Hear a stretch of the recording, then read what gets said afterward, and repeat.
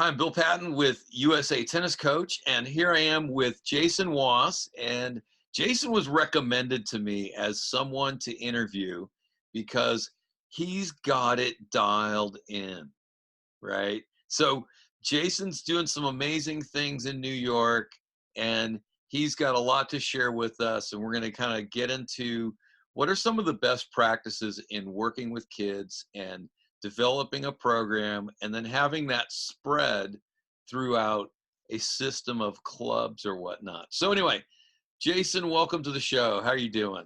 Thanks, Bill. Thanks for having me. Doing great. How you doing on the West Coast there? We're getting cold over here, so Yeah, you're a little warmer. 86, but smoke from fire. All right, So I got you. All right. that's so anyway, so tell us a little bit about yourself, Jason. What's your background? How'd you get into the sport time thing? I've been with Sport Time actually since it started. I was about 16, 17 years old, and just been here pretty much ever since. I did go to college and did some Wall Street work, but really just been interested in growing the game of tennis and excited to get players developed. Um, Mostly at younger ages. I really feel like that's the key for me. I found a good connection there. But basically, I've been teaching tennis for almost 25 years now. I've been at my current site for about 12, Sport Time Kings Park, and I've been lucky enough to help grow, Sport Time's youth tennis products, our U10 program across Long Island, New York City, Westchester, and even upstate New York a little bit. Even upstate New York. That's nice. That's it. Yeah, we love those. We love the upstaters. Okay, awesome. So now, what's your current position? I'm the director of tennis at Kings Park, Sport Time Kings Park, as well as the GM and also the regional U10 director for Sport Time. Okay.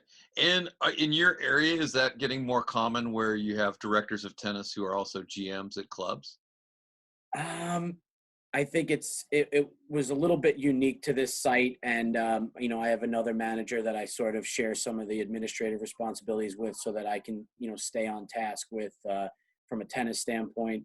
But I think that the successful clubs usually have a little bit of separation between church and state, back of the house, front of the house type stuff. But we're a nice little family over here, and I've got my hands in a lot. I've also involved in the camp, and so I guess it's one thing led to another. So that's where we're at currently. All right, very good. Now, obviously you've been promoted to a certain level because of a lot of the things that you're doing. So, what are what are some of the best practices in developing junior programs and getting it going? Especially for someone who maybe they're new in the industry and they would really like to be a part of growing a junior program, or maybe they are a veteran pro and maybe they're in a little bit of a rut and they need to take a fresh approach. Well, yeah, I think we could talk for hours about just that question. For me, when it's either a new pro or a pro that's sort of trying to find their way as to what they're going to work on. Um, I know in interviewing a lot of pros, whether it's young pros or veteran pros, a lot of people. Well, I want to work with good players. That's a common thing that I hear. Um, but not a lot of people say that I want to develop players. And I think that that's the common thread that you got to figure out. So I think it's important to learn about the development of players, not just technically, but also just emotionally and, obviously tactically. But I think that the number one thing is you have to care about your students and what you're doing, because that stuff that shows. And kids, they're not going to be BS'd at all. Like they want to, they want people who care about them. And I think that a lot of pros, one thing that I do like when I hear that they're like, oh, I want to work with players that want to work or want to learn. And I think that's important, but there's a way to make it fun for kids that they're going to want to. So I think it's important in the beginning that players are shown a pathway where they can learn the sport and enjoy it at the same time. And I think that sometimes is the tough part, because pros sometimes think fun means that it's just games and non-tennis related things. And if we're teaching them tennis the right way, that it's not always fun. You got to try to find ways to bridge the gap with that. And that can sometimes be the struggle for new coaches or veteran coaches alike. Absolutely. Now, what about a kid who it's not their idea to play tennis and the parents drag them down there? Yep. How do you approach a kid like that? Yeah, so mom or dad want them to be a tennis player. They're maybe want to play video games. They maybe are, not as, you know, coordinated naturally or something like that. I mean, I think there's a lot of, I think it's an opportunity for us as tennis coaches, to be honest with you, that there's a whole subset of um, kids out there that, maybe they're not fitting into team sports. Maybe they're not, the fastest or the strongest on the field all the time. I feel like tennis gives a lot of opportunities for a lot of different, shapes and sizes, and you can get started at a lot of different age groups. But I think, to answer your question, Bill, it's how do you engage them, right? So what do they like? They might like socializing with other kids. So having partner activities and things where they're doing things together or working towards a common goal. A lot of people just write tennis off as an individual activity. It's an individual sport. You can't do it. I find that getting them involved in teams, whether that's, junior team tennis or at the entry levels, just getting them to work together with their peer groups is really, really important. A lot of our programming for the younger ages is done on multiple courts with multiple instructors, not just, 4 or 5 kids on a court, 6 kids on a court, always with the same kids. It might be 3 courts where players get to engage, or a court is competing against another court to accomplish the drill. Just taking a simple forehand cross-court drill, that's going to get boring real quick. But if they know that they have to make 20 past the service line faster than the court next to them, now all of a sudden that focus starts to really get in there, and you could take a really simple drill and make it engaging for the kids. Yeah, I think I like that a lot, the whole gamification thing. So one Sure. thing I've done is, like, if I've got a kid and they just look like they're trying to turn invisible and they're just trying to waste as much time as they can so that their parents will take them out of the lessons, right? Yeah. Then Yeah. usually I go to that kid and I go, hey, you know what? Was this your idea to play tennis? And then they go, no. I'm like, what was it? Mom, dad, who's pushing you into this, right? And I'm like, here, I'll make you a deal. You just give it a shot, and if you get to the end of this session and you still don't like it, then I will advocate to your parents to take you out. Right. And So I think part of that, I mean, so then you gain the trust, and I would say about 75% of the time the kid begins to enjoy it by the end. And then there are those that don't, and then we're just not going to torture them. you know what? You're not going to please 100% of people. It's just never going to happen.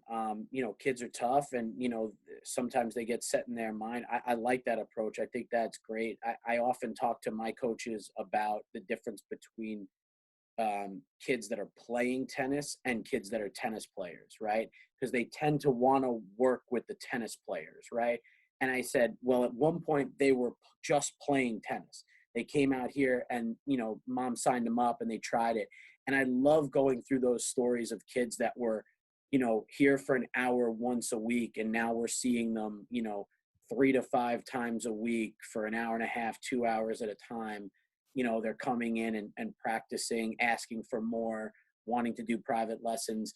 It's really, it's not that difficult. I mean, like, if we engage them and we spend a little bit of the time during the beginning part, which is always the ugly phase. And I think, not to skip ahead, but, I think educating the parents is really important too with all that. If you can let them know how the process goes and what to expect, they're going to be on your side a little bit more, because I'm sure that you've seen parents who don't really understand what's going on. And now it's 6, 8 weeks into the program. Like, no, my kid's been doing this. Why is he only doing this? Why is he doing that?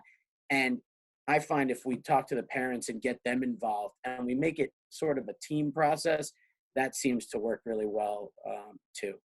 Yeah, let me throw something else at you because at one particular club that I was at, I instituted the red, orange, green stuff, and we created a system. I mean, it pretty much started with one red ball class and one orange ball class, and then by the that was in the fall, and then by the spring we had green ball / dead ball, Yeah. right? Real yellow tennis balls that are dead and Right. green balls kind of mixed up. Sure. And we had 3 levels of orange ball. Yep. And then we had a couple more red ball classes. But the thing that, and so you always get the pushback from parents, hey, my kid doesn't like red ball, they want to play orange. They don't want to play orange, they want to play green, blah, blah, blah. So we came up with a policy that the kids had to maintain their stroke integrity while playing a Yeah. match. And if Yeah. they failed that, then they had to continue at that level until they gained the ability to play points and maintain integrity of strokes. Because when you start seeing them do all sorts of crazy little stuff just to win a point, Yeah. then they can't move on to the next level. So I think, and that's something that parents generally understood because we were able to explain, hey, this is part of their long-term development to really become a tennis player. Otherwise, they're just going to come out of it with a lot of bad habits, and you will curse us later. Well, that's it, because you don't want to get 3 years into the process and then figure out, well, what have I been paying for? What have I been, what has my kid been working on? Why did all this? And it's like, no. And that's why, I mean, I think the most common thing I see from coaches as well as the parents and the kids is this thought that orange is better than red and green is better than orange and yellow is better than green, when in reality it's really not. That's not really what it's about. Like, if I've done my job right, my best orange ball players are ahead of my beginning green ball players or wherever that is. Like, a lot of that's based on age and size and speed and all that. So, I have routinely players starting. I mean, I'm seeing a lot of middle school players start, right? It's become newer. Well, I'm not going to start them at red ball. I'm going to use the red ball as a tool per se, like at different times. I might use the orange ball as a tool within their group, but I'm going to probably have a lot of green ball going on as I try to work them into eventually what they need, which is a yellow ball, because the middle school tennis is yellow ball. So I can't keep them in orange ball, green ball forever. And, and that's based more on size. Whereas my top orange ball players might be 7, 8 years old, 9 years old, but they're small and they need the smaller court in order to maintain stroke integrity, to your point, and to be able to work a point really like a pro. So I think that it's amazing if you actually follow it and stay along with it. You keep them in a little bit longer than everybody's comfortable with. You start to see these amazing points develop and these amazing exchanges that sort of look like professional tennis on some levels. Yeah. There's some interesting data, and I got to find this, but just take my word for it. But they say that kids who also train with regular yellow balls actually compete better in the colored ball competitions. So because it's the overtraining of the balls bigger and higher and faster, now when I go to the slower ball, that's easier to play. All right. Yeah, I believe that. So let's gloss over that part for now. So let's get a little bit more into sort of best practices for what is it that you're spreading out to the different clubs? How are you training your pros to do certain things? And then there was one other thing that I wanted to say, in regard to what you were saying before, is that nobody cares how much you know until they know how much you care. So I just wanted to it's a great line. It's that's Teddy Roosevelt right there. So anyway, what is it that you're training out into your into all of your staff? Well, I mean, I think that, staff that comes in, I mean, they need to understand that, some of the things that you don't typically go over when you're, let's say, learning how to teach tennis per se, but you're starting at a new club and you're dealing with, let's say, red ball or orange ball on a slightly grander scale. It's a lot about organization. I've got a couple physical education teachers backgrounds mixed throughout our clubs and mixed throughout the program, and they seem to have a much easier time getting the kids organized and going, especially when you're on, let's say, a red ball court with 12 to 16 players. A tennis coach is like, wait, how am I going to feed drills to all these people? How am I going to do that? And a physical education background is going to give you a lot more of that organizational, as far as spreading the kids out, partner activities, getting them involved, addressing large groups, starting and stopping large groups, large group games, large group activities. So I think blending in the physical education component with the tennis, especially at the younger ages, really, really important. And then that only helps as they go up the ladder, through orange and green and yellow and all that. So I think that's one of the main things that we've done. You can't fake energy with the younger kids. Like, I mean, it does take energy and effort to work with younger kids, right? Because they know if you're faking or not. So you can't Right. just tell them, what to do and how to do it. They need to, they need to experience it, and you need to kind of have the energy to get them going. So I think that's Okay. a training So, standpoint. all right. So let's say you're the pro and you're a little out of it. What are some of the things that you need to do to set the tone on the day? Um, that's a good question. I think I usually start with activities where everybody can be involved, but then I need to also establish that I'm in charge and that when I'm speaking, they're going to be listening. So, for instance, here's a common thing that happens. Um, I'll walk onto a court and maybe the pro doesn't have 100% control over what's going on at that point. Maybe it's perfect time to play king of the court. I mean, it's the ideal time. You don't have any better ideas. But a kid goes, Coach Jason, can we play king of the court? I'm like, not yet, right here. You know what? We need to let's pick up 3 balls each. Boom, they go running. Okay. And then I bring them in and I'll say, all right, let's touch the back curtains and come back. Boom, boom, they come back. And now their eyes are all on me. And now I go, let's play king of the court. Now I think it's important, we're going to work on this, that, or the other thing. It was important for it to be my idea. And it was, and rather than the tail wagging the dog, so to speak, and making sure The the kids inmates are running the asylum. right. Exactly. So, for me, like if you're losing control of your group, there's fun ways and engaging ways that are little things that nobody's even going to notice. Like when you're doing a big group and it's red and there's 16 kids and they're starting to get out of control. All right, everybody freeze. Right. And Yeah. now they're all frozen. Now it's Right. like, okay, everybody sit down. Well, now everybody's in a seated position. I'm still standing. Now I'm doing this. Well, you know what, Bill? And you got a great last name for this. That's the art of war, right? I've got the higher ground now. That I've was got the Lao Sun Tzu. exactly right, But but it's Sun thanks, Tzu, the art Patton, of for war. I was just tying in the war reference to, okay, I appreciate that. but All right, yeah, hey, so Sun this is Tzu. good. All right, I appreciate that. Let's kind of ping pong back and forth here because you're kind of feeding in and I'm getting some ideas too. So, Cool. um, like I like the thing about we want a kid to have an idea of what they want to do. So it's good that the kid comes and says, "Hey, can we do this?" Right? So shutting that kid down is a really bad idea. But showing that you listen to it and Yeah. that when the time is right, you're going to do it. So I get this all the time with teenage girls, especially. Can Oh we do yeah. this? Can we do that? Can we do that? I'm like, yes, but not right now. And Right. so I, now what I'm going to do is because that's what you want to do. We're going to plan that in at some point. So Cool. Yeah. chill, right? And then, I like your little pick up some balls things. Like if something's going wrong and I have to talk to a player because they're misbehaving or whatever, then what I'll do is I'll go, all right, everybody pick up 7 or 10 or 11 balls.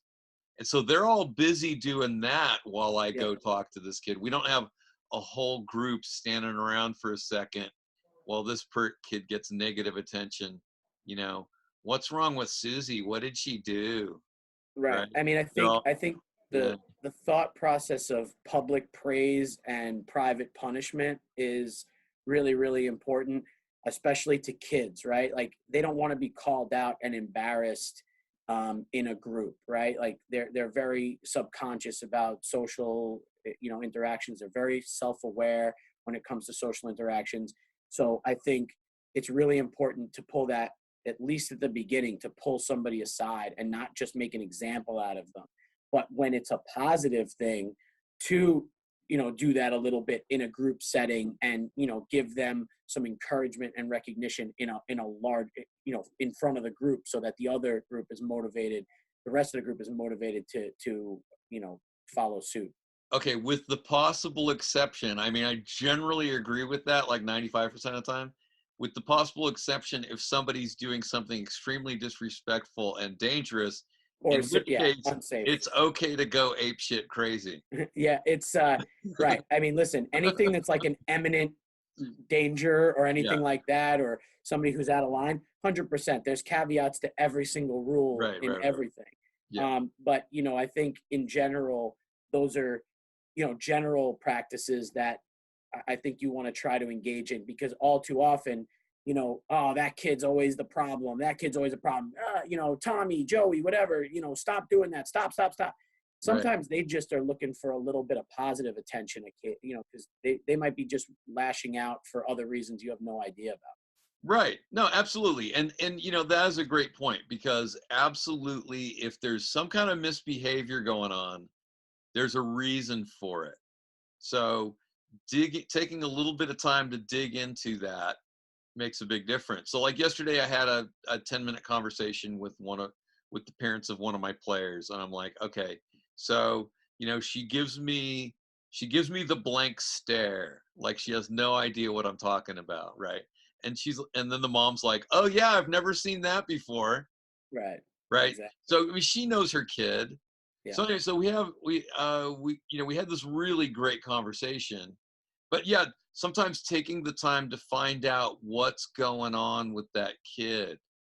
I mean, sometimes they've been through something recently, some kind of trauma, or they're disappointed about something, or they're misbehaving at home.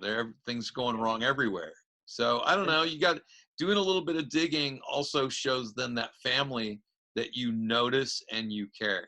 yeah, 100%. So, all right. So we got about 10 minutes left here. Cool. All right. Yeah. What's the next logical thing that you want to talk about here?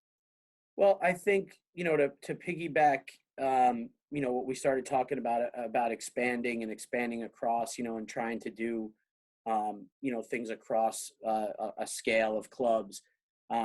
We started a program called the SPORTIME World Tour, which I'll be honest with you, and Mike Burrell, who's a friend and mentor of mine, really had a lot of inspiration to do with this, and really gave me a lot of ideas to get this started. And I know he runs something similar with his Evolution clubs.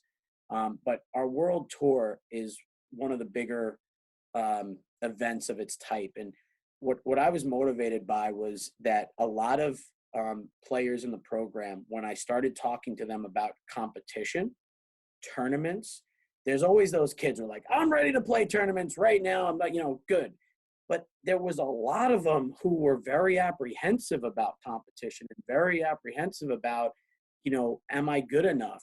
Oh, I still, to this day, when I start talking about it, oh, some parent will raise their hand.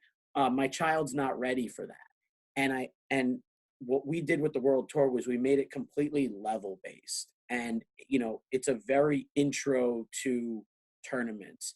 And this is in its now 5th year, and it's come full circle. And now the first people that sign up every time we open registration are the kids that are in the last stage of it, the green ball stage, where it is starting to get a little bit more realistic competitively. but the event itself, we have a DJ, we have food, we have some sort of, off court events. When we line the kids up, we call it like the players only tunnel, so that they're in their own area, not with their parents and all that. They get a passport that they get to keep, and they get to stamp as they go to these different world tour events. Okay, so hey, would you be so kind as to share some of your marketing materials that show this punch list of things? Yeah, we'll put that up. We can share Yeah. some of that stuff. You can go No, to that'd be awesome. Because yeah, I mean, I like all the detail behind it. You well, know, it's and all those things are thought out, and they're important because it's more about having a good experience that centers around tennis rather than whether or not somebody won or lost. We have plenty of opportunities where kids can figure out whether they won or lost, and as they get older, that's much more important, and we totally get it. I'm certainly not a coach who thinks everybody should get a trophy and everything like that, but I do think when you're talking about introducing people to competition, we have to understand how scary it might be for them, for their parents, etc. The statistic that really blew my mind was when a couple years ago, and I know they recently did this again with the Project Play, the Aspen Institute, and the USTA released the numbers, and there were something like 400,000 kids playing high school tennis. 80,000 kids had played one tournament over the course of the last year, and only 20,000 had played more than one tournament. right, right. That's a really dangerous statistic when you think about the fact that there's 400,000 kids competing at the high school level, but only 6 or 7% of them are playing tournaments more than twice a year. That means that they don't like it. They're not having a good Yeah, experience. I think so. Well, They're, kids really love high school tennis, and and then they love I the know team the aspect stat of it. really Yeah. well. It's actually 347,000 Yeah. because I'm watching that carefully. In fact, Yes. I try not to look at it every day because they only produce the stat once a year. Yeah. It's I know I believe a couple years ago when it really hit me, it was a little bit higher than that. And I remember just the numbers, and I ended up doing the percentages, and I'm like, Yeah, so if I'm hearing you right, and think about this, this is like 13 to 18-year-olds really that we're talking about. right. They've had all this opportunity. 7% of those kids are playing in USTA tournaments or some sort of organized tournament. That's really scary for the health of our business. Yeah. If that's Well, what I we're mean, going to okay. measure things on. I mean, but look at it. I mean, high school tennis, a lot of times you can you can just pick up a racket and go Yep. play high school tennis, right? Ease of entry, Your coach, sure. your coach teaches you how to do downs, ups, and flip flops. In 2 weeks, you're playing your first match. Yep. You have a support system. Yep. Your friends are there. There could be actually assistant coaches as well, Yep. all working on your game. The social aspect alone is 100%. because tournaments are lonely. If you run into a cheating opponent and lose because you were cheated, that's a pretty devastating experience. There's a lot of there's a lot of zombie behavior at tournaments. People Yep. just are tunnel Oh, yeah. vision. They just Yep. don't talk to anybody because they're the robots from another planet sent to kill you. Had So, a so yeah, I mean, high school tennis is such a huge thing, and we've got about 3 minutes left here before this is going to cut off. But anyway, let's kind of head towards wrap up. All right. Sure. I mean, are there any couple of quick points you want to make? Just in closing, and then we can kind of wrap up. What are the top takeaways from this talk? Well, when you were telling me about that, we were talking about high school team. Funny story popped in because I have a player, really strong player. I won't give you the details on that, but she started doing cross country in the off season, and her mom asked her. They had a meet upstate. It was like a 3-hour drive, and her mom was like, "All right, we'll get in the car and we'll drive." And instead of taking the bus, and she said, "No, no, no, no, no. I want to take the bus. I want to go with the rest."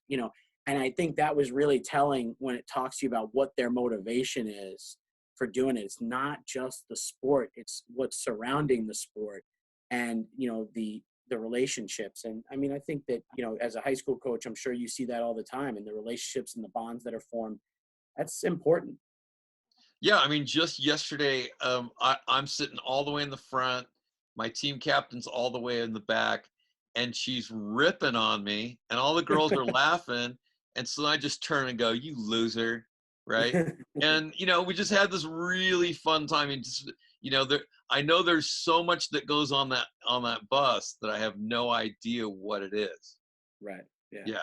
So yeah, I mean, You don't want to know, Bill. You don't want to know, I'm sure. I really don't. I really don't. Anyway, all right. So we got 2 minutes. So what are 2 or 3 takeaways from this talk that you want to drill home? I think that, for a coach that is, trying to, start out in this business, I think that, you have to care, and you have to, concern yourself with development. But I keep coming back to this concept of keeping it simple.